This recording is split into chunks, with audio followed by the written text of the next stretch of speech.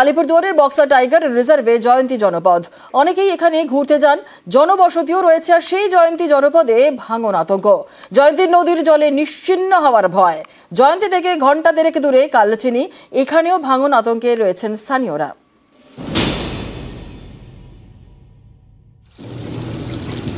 এটা আলিপুরদুয়ারের জয়ন্তী নদী। বক্সা টাইগার রিজার্ভের মধ্যে দিয়ে গিয়েছে। জয়ন্তী নদীর এক পাশে জয়ন্তী পাহাড়, আরেক পাশে জয়ন্তী জনপদ। এখানকার জনসংখ্যা প্রায় 750। এই জয়ন্তী জনপদেই এখন ভাঙন আতঙ্ক, নিশ্চিহ্ন হয়ে যাওয়ার ভয়। খুবই আতঙ্কতে থাকে আমাদের জয়ন্তী নদী যেটা আছে, পাহাড়ের জল বৃষ্টি আসলে পরে আমাদের কখন বাঁধ ভেঙে পড়ে যাবে ঘুমন্ত অবস্থায়, রাতে অবস্থায় বা দিনের বেলায় আমরা সেটা বলতে পারবো না। কিন্তু আমাদের জয়ন্তী নদীকে নিয়ে আমরা খুব আতঙ্কিত থাকি, ভয়ে থাকি। কোনো কাজ হয় না আমাদের। আমরা প্রতি বছর আমরা পঞ্চায়েত প্রধান, বিডিও, ডিএম ম্যাডামকে জানাই যে আমাদের একটা বাঁধের জন্য, যে বাঁধ হইলে আমরা সেফটি থাকবো। মানে আতঙ্কে থাকি যে কখন আমাদের ভুটান পাহাড়ের জল নামবে, যে আমরা ওয়াশ আউট হয়ে যাব। ভুটানে উৎপত্তি জয়ন্তী নদী, সেখান থেকে বয়ে এসেছে বক্সা টাইগার রিজার্ভে। 2 বছর আগে বর্ষায় এই নদী ভয়ঙ্কর চেহারা নেয়। জল ঢুকে পড়ে গ্রামে, ভেঙে গিয়েছিল জনস্বাস্থ্য কারিগরি দপ্তরের একাংশ। এবার কি হবে আতঙ্কে স্থানীয়রা। তাদের দাবি পাকা বাঁধ চাই। চাচ্ছি এখানে ভালো করে বাঁধ হোক, জলটা গ্রামের দিকে ঢুকবে না, সমস্যাটা কম হবে। তাইলে ড্রেজিং না করে পাথর যদি নদীর থেকে না তোলা যায় তাহলে এই প্রবলেম কিন্তু সলভ হবে না। এর জন্য দরকার ভারত ভুটান নদী কমিশন। মাননীয় মুখ্যমন্ত্রীর দৃষ্টি আছে, আমরাও আমাদের দৃষ্টি রাখছি এই প্রবলেম যাতে তাড়াতাড়ি সলভ করা যায়।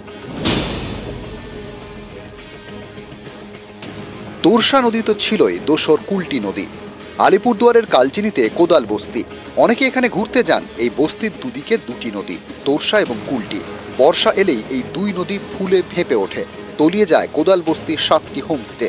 আবার সামনে বর্ষা, এখন থেকে আতঙ্কে কালচিনির গ্রাম।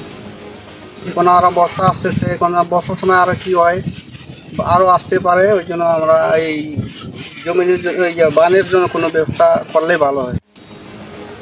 কোদাল বস্তির বাসিন্দারা রাভা জনজাতির। তাদের হয়ে জেলা শাসককে বুধবার ডেপুটেশন দেয় রাভা স্টুডেন্টস ইউনিয়ন। সামনে বর্ষার জন্য আমরা যেহেতু বড় কাজ না হলেও ওই কুলটি নদীর যেটা বাড়ির ধস হচ্ছে, ওই জায়গাটা আমরা প্রোটেকশনের জন্য সাহেবকে আজকে আবেদন করলাম।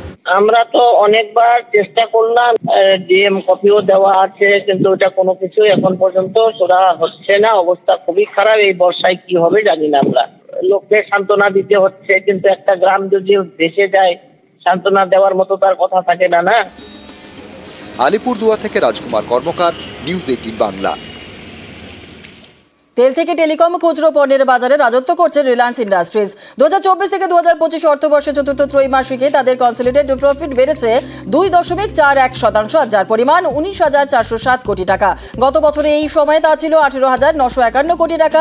বার্ষিক নেট প্রফিট 81,309 কোটি টাকা, যা আগে থেকে 2.9% বেশি। গোটা দেশে খুচরো ব্যবসায় রিলায়েন্স সবচাইতে পছন্দের ব্র্যান্ড হিসেবেই উঠে এসেছে।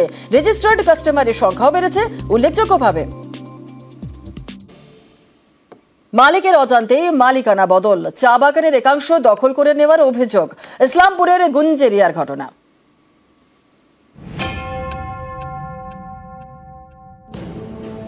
উত্তর দিনাজপুরের ইসলামপুর। এখানকার গুঞ্জেরিয়ার চা বাগান ব্যক্তিগত মালিকানাধীন। এই চা বাগানের একাংশই দখল করে নেওয়ার অভিযোগ। 10 থেকে 15 বছর ধরে আমি বাগান নিয়ে কাজ করে বাগানটাকে তৈরি করলাম। এখন আমি দেখতে পাই 1 একর 88 ডিসিমিল জমি 4 জনের নামে হয়ে গেছে।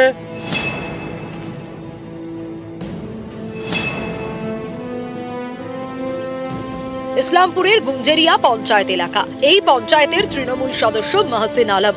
তার অভিযোগ তৃণমূল নেতা জিশান আহমেদের বিরুদ্ধে। জিশান স্থানীয় পঞ্চায়েত সমিতির সদস্যের স্বামী। মহসিন আলমের দাবি,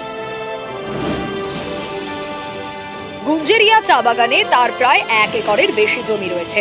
এই জমি মাসখানেক আগে ছেড়ে দিতে বলেন তৃণমূলের পঞ্চায়েত সমিতির সদস্যের স্বামী জিশান আহমেদ। জিশান দাবি করেন এই চা বাগানের জমি তাঁর।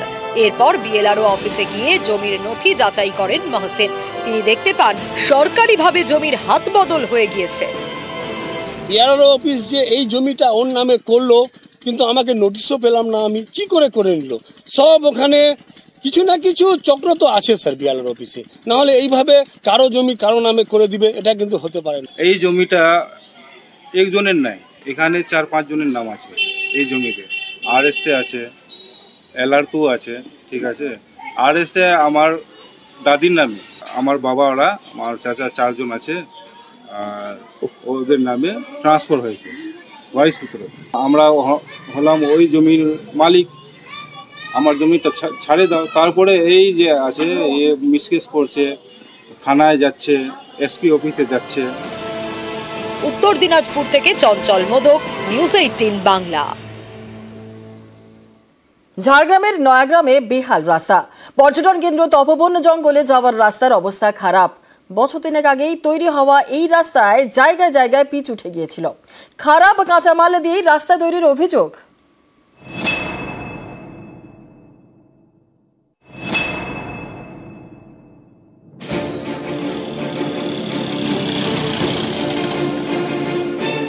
রাস্তায় গর্ত, সেখানে জমা জল।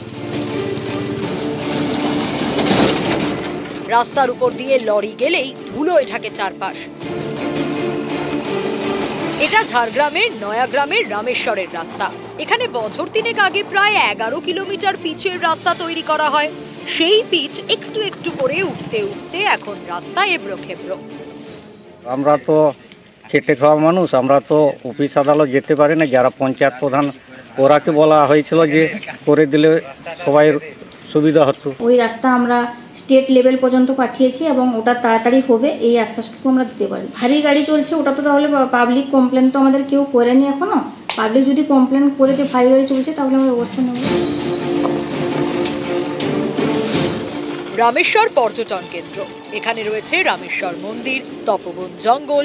এই সব জায়গায় যাওয়ার রাস্তাই বেহাল হয়ে পড়ে রয়েছে দীর্ঘদিন। একবার রিপেয়ারিং স্কিম হয়েছিল, শুধুমাত্র রিপেয়ারের ছিটে ফোটাও হয়নি, টাকা তুলে তৃণমূলের এখানকার যারা এবারে মাথার উপরে বসে আছেন তারা আত্মসাৎ করেছেন কন্ট্রাক্টরকে দিয়ে। অ্যাকচুয়ালি কোনো কাজ হয়নি, যার জন্য বেহাল অবস্থা হয়ে পড়ে রয়েছে। আমরা এরকম আমাদের কোনো কেউ কাঠমন্ডি নেই না। এজেন্সি যে কাজ করছে যদি সেই রকম কিছু নিম্নমানের কাজ করে থাকে তাহলে আমরা অবশ্যই তাকে দিয়ে কাজ করাবো। ঝাড়গ্রাম থেকে রাজু সিং, নিউজ 18 বাংলা। বেলগড়িয়ায় প্রৌঢ়ের বিরুদ্ধে জুলুমের অভিযোগ, বৌমা নাতনি শ্লীলতাহানির অভিযোগ, আর এই অভিযোগের প্রতিবাদ করায় শ্বশুরের রোষে ছেলে আর বৌমা।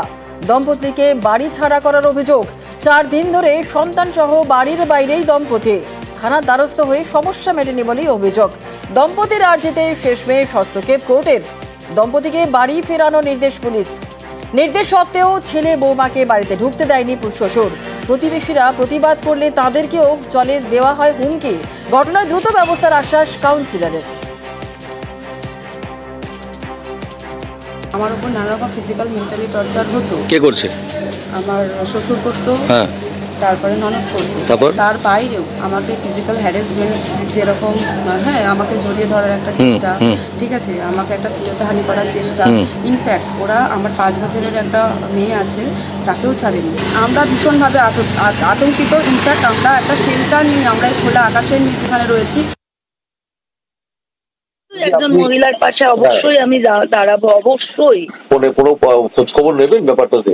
না, অবশ্যই, কেন নেব না? যদি এরকম হয়ে থাকে নিশ্চয়ই খোঁজ খবর নেবো। আমি নিজেও একজন মহিলা, সুতরাং অবশ্যই যদি এরকম হয়ে থাকে আমি খোঁজ খবর তো নেবো, অবশ্যই নেবো।